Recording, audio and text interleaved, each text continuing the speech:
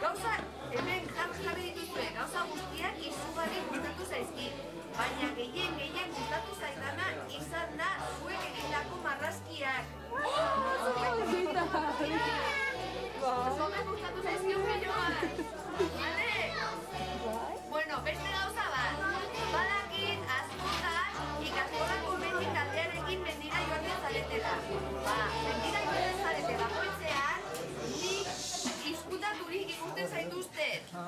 Eta badakit oso mendizale onak zaretela. Musu handi bat eta ongi pasa Eguberrietan.